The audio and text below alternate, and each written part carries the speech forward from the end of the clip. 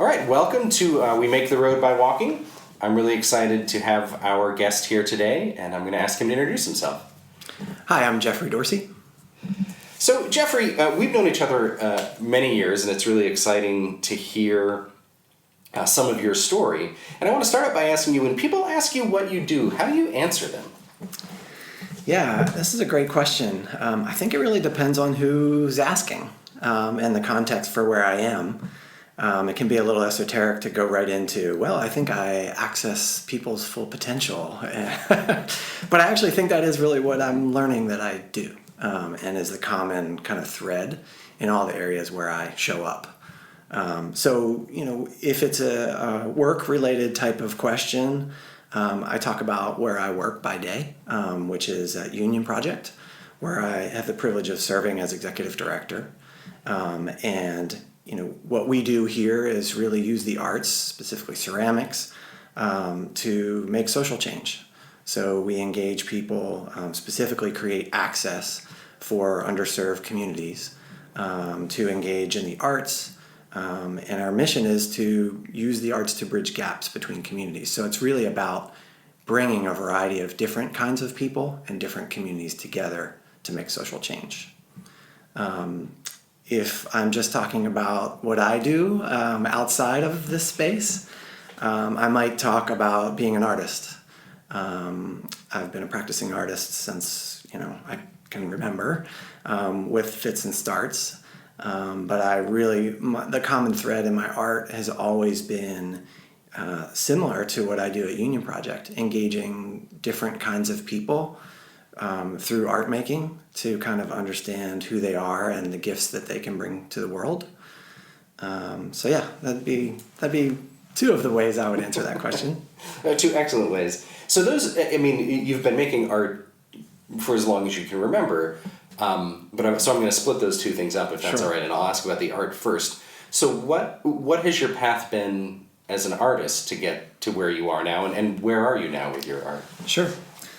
How far to go back? I guess it's probably good to say things that I remember being told, which is when I was little, when you make those pictures that your parents put on the refrigerator. I remember my parents telling me at a very young age and telling other people that the people that I was drawing really looked like the people that I was drawing. So I had a sense early on that, maybe this was a gift of mine or at least a passion because I love to do it. So I've always been interested in people, and drawing people has been a way for me to kind of understand them. Let's fast forward maybe to high school, where I started to really pursue that passion. I was involved in a pretty intense art program back in Baltimore, Maryland, where I grew up. And I didn't know at the time that it could be kind of a stepping stone to a career. I didn't really know anyone that was an artist who was doing that as a career. It was just something that I loved to do. And the school where I was had a program that was filled with wonderful artists or art makers that ended up in Pittsburgh, going to a school called Carnegie Mellon. I'd never heard of Pittsburgh. Yeah. I've heard of Pittsburgh. Just a little school, but I'd never heard of Carnegie Mellon, sorry.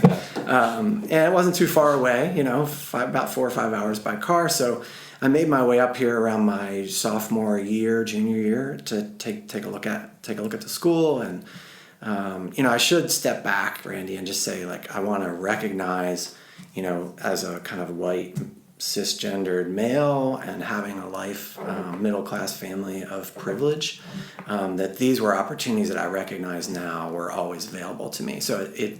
So even though I didn't know of a place called Carnegie Mellon, it never struck me as something that was unattainable. Right. So I just want to kind of recognize that. I took a look at the school and met a professor there who was really instrumental in my life, even as a junior. And everyone who'd been coming to the school told me, there's opportunities for scholarships, and you have to meet this professor, and you have to take your slides, and because back then we had slides. So I bought a little slide projector, and I met him in the hallway, and he gave me 5 minutes of his time in between classes and said, I want you in my class. I was like, I'm not even a senior yet. So I was just applying to schools, and I got early admission, and that's ended up bringing me to Pittsburgh. So that was kind of a first big step, kind of recognition of like, okay, maybe I have some skill or gift that I should use that definitely connects me with people and helps me understand the world. Drawing and painting became my focus and my major at the school. Getting into a great school where there were, the thing about Carnegie Mellon is it's not such a big school. So when I was looking at universities and colleges, they ranged in size and scale. And what really attracted me to Pittsburgh and Carnegie Mellon was it was kind of like a baby bear scenario, not too big, not too small.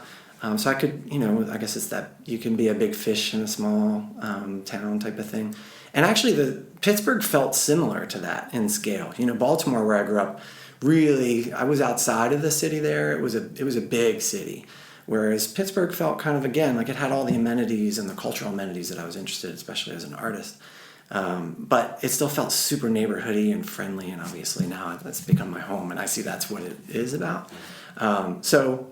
Getting to Pittsburgh is probably that step through college really brought me here. And then having opportunities to pursue art in community is really what connected me to nonprofits and what I do today. Yeah, that sounds like a really nice sort of segue then into the other way that you described yourself. What was your path to the Union Project? So I've been in arts and community development now for just over 20 years, about 21 years. Again, being really naive, when I was in college, I was studying drawing and painting as a major. I didn't really know what nonprofits were. I mean, I had heard of them, but I didn't know how they worked or understood kind of how full of nonprofits Pittsburgh was in particular.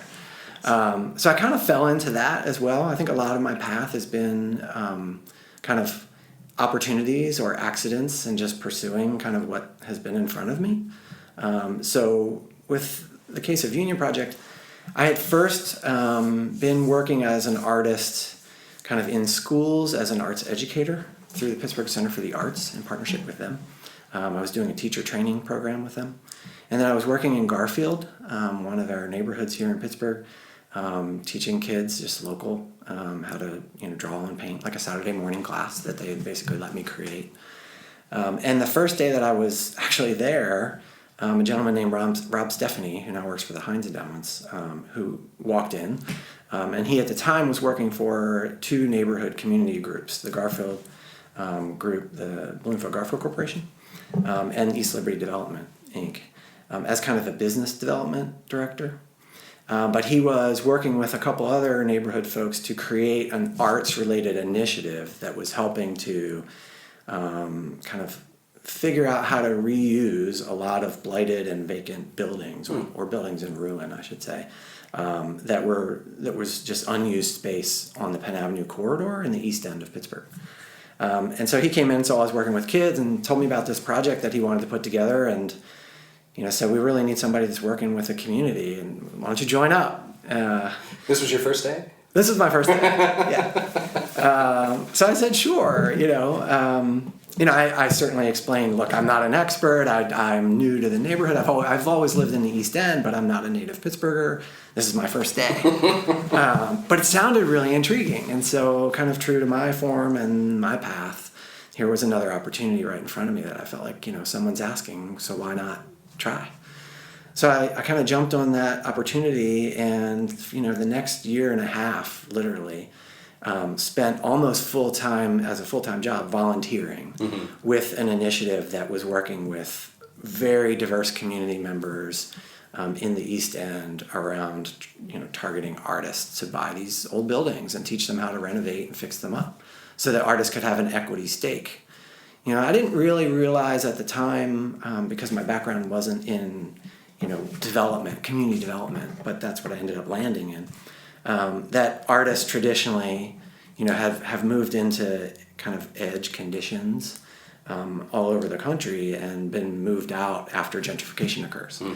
So what I learned, and I got very educated very quickly, was that this area that was being targeted was really kind of an idea or trying to create a solution to stop that, right? To try to help artists actually get equity by purchasing buildings was really one of the first in the country.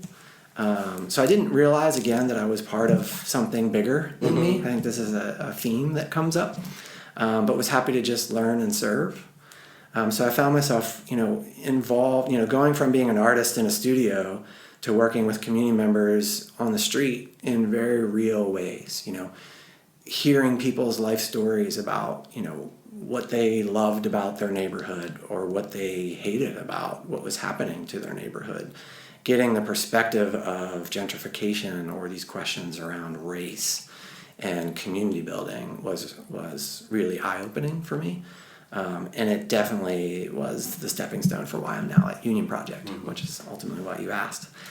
So after 10 years serving through the Arts Initiative and helping a lot of artists get equity, and honestly leaving feeling like as mixed, with mixed emotions, right? Feeling like I was very happy and proud to have supported so many amazing artists who today are doing great work in Pittsburgh, and many community leaders, because it wasn't just about artists, but grassroots community leaders who've started amazing initiatives that have taken hold in Pittsburgh to make Pittsburgh a more equitable place.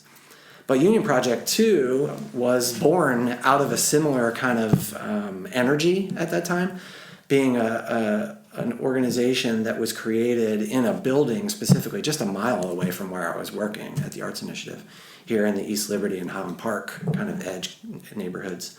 It's an old church building that a group of young people were trying to figure out how to utilize, engage, renovate it too. Was another blighted building. We've had so many of those in Pittsburgh. So it's kind of a typical story. The difference is there was a lot of energy behind this movement, this group, who connected with another nonprofit to help them purchase the building. And so, it was formerly an African-American church for several generations, built in 1904. And the group that took it over was really looking at, well, how can we reuse this space, not specifically as a church, but as a community, a civic engagement type of space that would bring the diverse communities that now exist around it together. So again, this is kind of a common theme for me of arts and community and how arts could bring diverse people together. So after I left the Arts Initiative after 10 years, this seemed like a really good fit. It was like coming home. It felt like a good fit. In fact, a lot of the people who were on the board and committees were people who I had either helped as artists over on Penn Avenue or engaged with through the work there or just gotten to know as neighbors. So I felt very welcome, very comfortable right away in terms of, taking up the charge here. Yeah, and taking up the charge and doing some really incredible work in the time that you've been here as well. So thank you. Certainly. Well, thank you for that as a community member. So when you look back then on both of those stories, which are really intertwined. I mean, your Absolutely. life as an artist and your life as a community development servant in many ways are really intertwined. When you look back on those paths, can you think of 2 or maybe 3 essential learning experiences that guided you Sure. to where you are now? Yeah, I think a couple key moments, let's say. One would be in high school. I mentioned that's where I kind of started to get this sense that maybe the arts could be a pathway for me. Actually, the way that happened is kind of a funny story. I had been a very, very serious soccer player and was kind of on the road, quote unquote, towards, I was doing an Olympic development program. I was on a really good club team. The high school that I ended up going to had the 4th best, ranked the 4th best team in the nation. So I was trying to get myself again in places of opportunity to go to college on, hopefully on a soccer scholarship to try to play professionally. And there were a lot of people at my school who were doing that. So it seemed like an opportunity for me. However, along the way, getting involved in their art program there, what I found was while soccer really brought out, really has taught me a lot about leadership, skills that I still employ and always credit to being, team captain on the soccer field and the way the game is played. What I really found was soccer was so competitive that I kind of didn't have the head for it. I didn't quite develop the maturity for how to, you're traveling a lot, you're constantly under high pressure situations, playing on the fourth best team. If you don't produce, there's somebody right behind you ready to step up and take your spot. So even at high school, I felt extreme pressure. And I was playing very serious soccer as a young person. It's one of the reasons why I, support the Waldorf School in my volunteer time, and our kids go there as well. To really let them unfold kind of in a more natural, organic way. So this was kind of like a lot of opportunities came to me quickly. And here I found myself in school just not being able to handle the pressure. Mm-hmm. So after my junior year of high school, even though I was looking at soccer schools, I decided to quit a game that I loved. And that was a key moment for me, because the reason I quit and felt that I could wasn't just that I was feeling so much pressure, but because the art side of what I was doing was opening up and made me realize there's like a safe space in the arts. There could be a safe space. Yeah. For me, it was very safe. Like, it was where I could go and be my authentic self. I didn't have to feel pressure. Although ironically, I was, because of the type of program it was, I was entering artwork and even to competition. So there was still, a slightly competitive side. And I was being recognized and getting awards and notoriety through artwork. So it just felt like a truer fit for my authentic self. Mm-hmm. So that would be a key moment, which I think is an interesting story, because it's actually making that moment, that decision of quitting something you love. Yeah. And then another key moment for me would probably be in college, where kind of a similar thing happened. I didn't quit, but after my freshman year at Carnegie Mellon, because my high school art program ended up being so advanced as well, the first year at school didn't really captivate me. It felt kind of like a redo of my junior and senior year. I was already very self-motivated and working on my own projects, but I just kind of felt stuck. And I was taken under the wing of a professor there who just had a great opportunity again to join a group of 15 students from different art forms in the College of Fine Arts, to travel with, I think it was 5 professors, also representing the different arts. So it was like architecture, music, visual arts, that type of thing, performing arts. And we went to France, to tour France, not to tour France, but tour the place in France, about an hour outside of Paris. And we did a lot of touring too, but it was basically like an experimental trip. It was a 6-week program. The school was being asked to consider buying in like a share with some of the other Ivy League schools so that they could send kids abroad, right, to study abroad. So this wasn't a semester. It was just a 6-week program. And he basically asked me to come along. He knew I was struggling a little bit with, honestly, a decision whether to stay at Carnegie Mellon. I think I was feeling like, if this is what art school is about, maybe it isn't for me. So it was through that traveling experience, not just the experience of leaving. That was the first time I'd ever really left home. I mean, I came to Pittsburgh, was my first time outside of Maryland, but now I left the country, right? To be in France, a beautiful place with beautiful people, not understanding the language. It felt, again, a little bit like the next step of throwing yourself into a whole new situation and just like sinking or swimming. And so I just tried to swim. And we found ourselves daily, making art literally in the streets.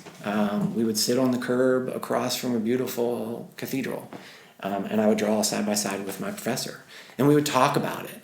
And what was really cool was other people, strangers, would come up to us, and engage with us in conversations about what we were doing, about why we were there, about the picture we were making, about the history of the place. Mm-hmm. And these kinds of ingredients started to get really interesting to me. So much so that when I came back from that 6-week experience, I decided to just leave the studio, and I started making art in public spaces. So I started drawing on the sidewalk, which is something I saw when I was in Europe. I started sending artwork through the mail, which is something I was sending letters home while I was there, and decided rather than putting, a sketch with a note on it inside an envelope, I would just paint the outside of the envelopes. And then I started to kind of study other artists who had done this kind of work, and I thought, well, maybe this is this feels like a better fit, feels more authentic. Maybe that's an area I should pursue. So I started to actually write and get grants in college to do artwork outside of the studio. Mm-hmm. So I would say those two experiences were kind of essential moments for me because they kind of embodied the two areas that I would say I'm really interested in, which is art and community and how they work together. Yeah, no, it really it feels so clear to see that picture and that interweaving. So it's wonderful to hear that story. Yeah, one thing I just want to mention too, like as an artist, it's interesting, hear you say it feels clear. Honestly, it felt clear to me. Mm-hmm. This wasn't like an aha moment one day where I woke up and looked back. As an artist, I'd always kept journals. And so, that's what I was doing in France, right? I was journaling really. So I would draw and then I would write. And I think it's interesting to think about how we introspect. I don't know if I'm just naturally an introspective person. I think definitely being an artist that can aid and support that type of practice. But for me, I became aware pretty even early on as a young person when experiences would happen that they seemed like my pathway unfolding. Mm-hmm. And so as much as even making the choice to quit soccer was a really hard decision, and fears definitely came up for me, it always felt comforting. I always trusted somehow that okay, this seems like the next path. Like this makes sense. I could look back at my drawings and see oh, okay. Even in college, all my paintings were paintings of people that I didn't know, that I befriended in spaces. And then one day I'm on Penn Avenue selling buildings to artists. And I'm like, oh my gosh, if I were to look at my artwork in college, it was almost a blueprint. It was almost like the plan telling me this is the work you're going to do in the future. Yeah, and this podcast is called We Make the Road by Walking. And as you have charted that path for yourself and to have sort of seen it laid out, it really is articulated really clearly. Along those same lines, as you look forward down that path, what do you see as possibilities for the future for yourself? So, right now I've been really lucky and fortunate again privileged to be part of a leadership initiative, Lead Now Pittsburgh. So I'm working with a bunch of other leaders around Pittsburgh, and we're doing a lot of this self kind of imagining work. How do we understand ourselves as people? How do we understand ourselves in places of power? It's a very diverse group, so we're learning a lot about one another. Again, as a white male, kind of understanding privilege, I'm experiencing very different stories with people. And that's really intrigued me. So kind of looking forward, I see a couple of things. I'm already starting to realize it. So one is I've started about a year ago, just before this program, I started working on painting again very seriously, and I'm working towards having a show next year in the spring, which is featuring these other leaders, other sources of inspiration, a lot of whom I think are a little bit under the radar. So kind of thinking about who are the next generations of leaders, what amazing projects are they doing, can I use my artwork as a way to kind of elevate and celebrate people who are great inspirations and need to be known by others. And truth be told, for me, it's thrilling because I'm super inspired by these people. And so they've been encouraging me to keep painting, which has always been a passion for me. And one of the things I realize in telling my story even to you now is that over 20 years of my career, like I said, making art has always been present, but very much in fits and starts. And there was a long time where I just dedicated myself more towards the public servant part, and so I wasn't making. And so one of the things this has really brought back for me is oh my gosh, I didn't think I had much to say. And after 20 years of doing this work with grassroots leaders in Pittsburgh and understanding, boundaries with race and the struggles and tensions in Pittsburgh, I feel like I actually do have something to say. And so this has been really exciting for me to be able to manifest that through, the way that I would, right? Through people that I care about, through people I'm meeting new who are making themselves vulnerable enough to allow me to paint them and to share their story. So that's coming up in the future. And then in terms of my work here at Union Project, I've been here just over 10 years. We're heading into our third strategic plan, business plan, and our first capitalization plan, which is really about thinking about how to sustain your organization long term. So I'm really interested in this leadership program too, is helping me think about how we can sustain Union Project for generations to come. That would include my transition out, right? I've been here for a while. It's probably time for some new leadership. I'd be really interested to continue to support more, leaders of color, and maybe that could be an opportunity for me to support as I transition out. And I think just the idea of sustaining an organization, organizations are organisms too. So I see a parallel in my own work as well as this place, and thinking about how do we sustain ourselves. So just for me, continuing to look at what practices are sustaining, life-giving. So I don't know where I'll be exactly in 10 years. I'm excited to see how my path will unfold. But I know that it will include arts and community still. Wonderful. Well, we can check back in 10 years and see where you're at. That sounds good. Yeah. Well, thank you so much, Jeffrey. Again, having known each other for years, it was wonderful to hear your story. I really appreciate you taking the time. Likewise, it was a real honor to be part of this project. So thank you so much. Yeah, thank you. We Make the Road by Walking is a project of City of Bridges. Check us out at www.cityofbridgeshighschool.org. If you like what we're doing, please subscribe and give us a good review. Talk to you next week.